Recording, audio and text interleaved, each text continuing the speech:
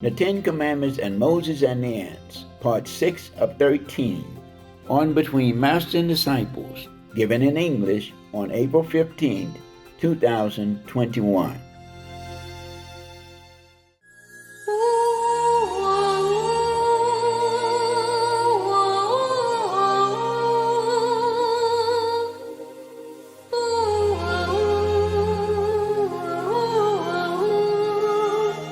Number 4, the fourth commandment is that you have to keep the Sabbath day as a sacred day. Yeah, just like on the Sunday or something, we go meditate together. Yeah. A group meditation. At that day, you forsake everything. You leave all the physical activities and any labor work behind in order to come and attend the group meditation together. On that day, you don't do anything more. That's what God commands. He say, you work 6 days. And during these 6 days, you do everything that you need to do, in your physical environment and activities. But on the 7th day, they call it Sabbath in the Bible, huh? On the 7th day, that is the day that you worship God. And on that day, you and anyone who stays with you should not do any labor work or physical work. Because in 6 days, God created heaven and earth and oceans and all the things that are existing on earth and in the ocean, etc., or in heaven, like stars and stuff, yeah, moon, sun. And then on the 7th day, God blessed the Sabbath and made it holy. Yeah, the 7th day is a holy day. Maybe that's why we call the end of the week Sunday, yeah? Yes. Or in Chinese and Vietnamese, I don't know about other countries, but in Chinese, Vietnamese, we call that the day of God, yeah? Jing Chỉ Thiên, Thiên means sky, also means God, yeah?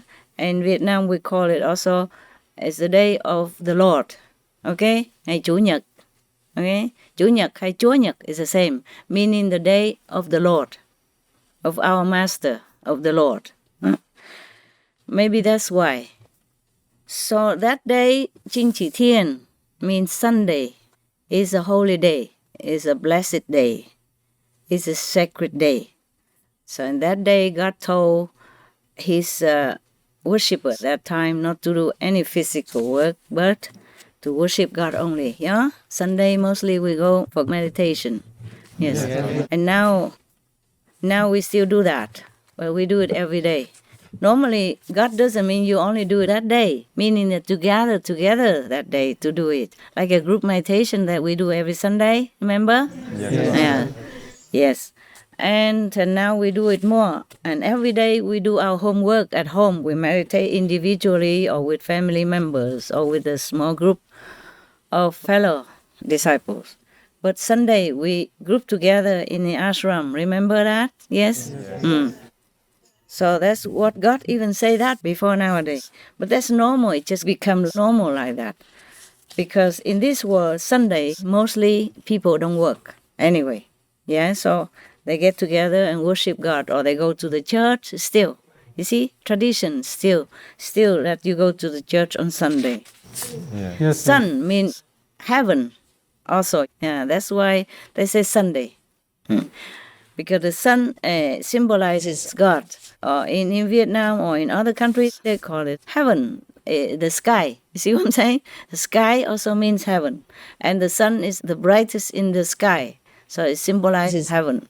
Yes. And it's for heaven that day, for God that day. In the Western terminology. In our terminology, the Asians, they call it the day of the Lord. Day of God. All right. So now, number 5. You have to respect your father and your mother. so that your days will be also extended on earth. And because God will bless you that way. In China or in Vietnam, we say, if you respect the elderly, you will live a longer life. You will live longer life. Yeah, this is similar to what God's saying here. Huh? If you respect your parents and take care of them, then you will be blessed to have a longer life on earth. Number 6, you will not kill. Number 7, you will not have sexual misconduct. It is saying here like you don't commit adultery, okay? Like if you're married, you don't have another physical relationship with somebody else outside of your marriage. Number 8, you will not steal. But Jesus said, whoever steals for bread is not guilty, okay? Yeah, it depends also. You don't steal on purpose to take away other people's property if you don't need it. But whoever steals bread because of hunger is not guilty. I agree with what Jesus said. Yes. When we are in desperate situation, if we cannot ask, then we just take a piece of bread and thank God for that. Then it's different from stealing. Understand me, yeah? Yes, Master. Yeah, you will not steal things that don't belong to you.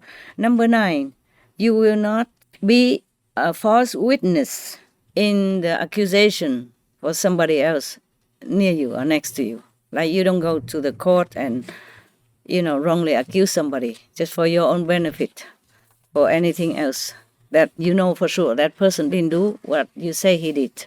That's even God doesn't allow. But nowadays, politicians, they do anything. You saw that yourself. Master. If you're American, you know already, right? Yes. Number 10, you will not envy the property of your neighbors, yeah, or the wife of someone that's near you or you know, or any of the servants of that person that you know, or any of the animals of that person, the person that you know, or anything at all of the other person, of your neighbor or somebody that you know, that you envy, you're jealous of, and you want them for yourself. Should not do that. Actually, this also should be in stealing, right? Yeah, same, but maybe not. Stealing is more physical, like you go and take something. But this is even not envy, not wanting the things that belong to others. Yeah? Actually, stealing food is a small step. It's not much. When he's poor and hungry or steals for his family or somebody in need, it's not too bad. I don't condemn that. If they need it, it's different. Okay, huh? Yeah. Yes, But some people steal big, They steal people's land, people's country, people's properties, people's reputations, people's, success. All this is worse than small things. Do you hear what I'm saying? Yes. And that including those politicians who did everything possible, but not properly, not appropriately, in order to harm the opponent or to climb on top of the opponent in order to get the power in the wrong way, not honestly. You know it already, yeah? Yes, Master. In different countries we have that. So now you have enough. You know already the 10 commandments. You all right?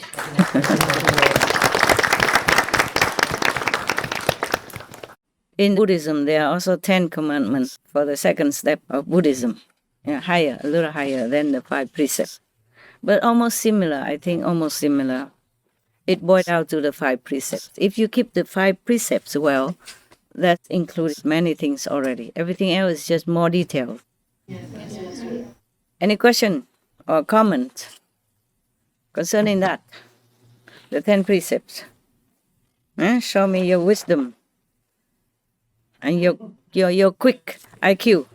If a person of Christian faith lives their life by going to church every Sunday and living a regular life, married with children, and keeping the 10 Commandments very well, then how is their spiritual progression into their next life compared to, say, finding an enlightened master and getting initiation?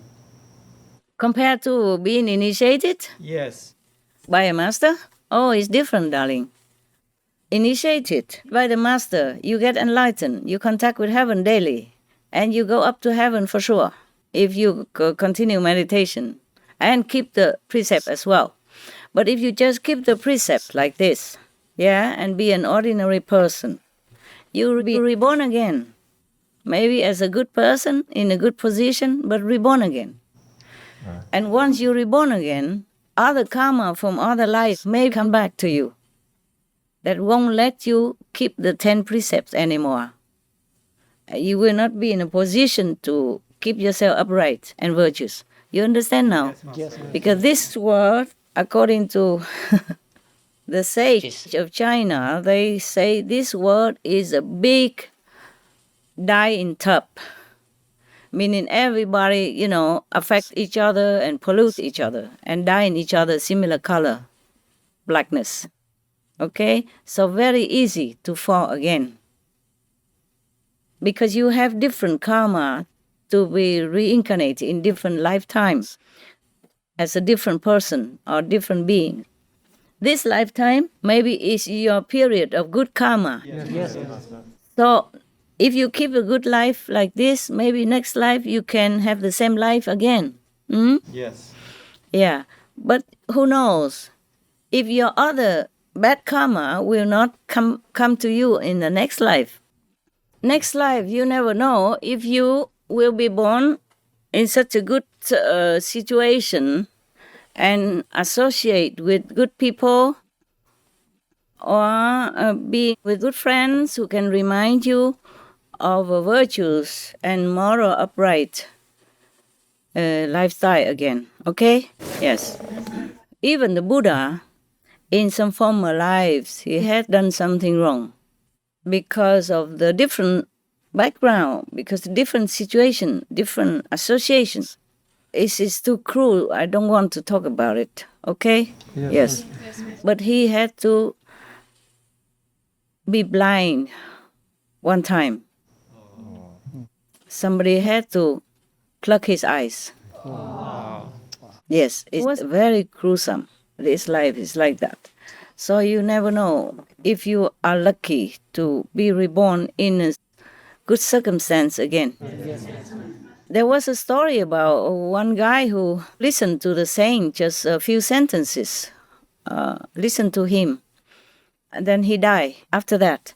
And before he died, the saint, the one that was preaching in one lecture that he attended, because a friend took him, whatever happened, that he listened to the saint lecture one time.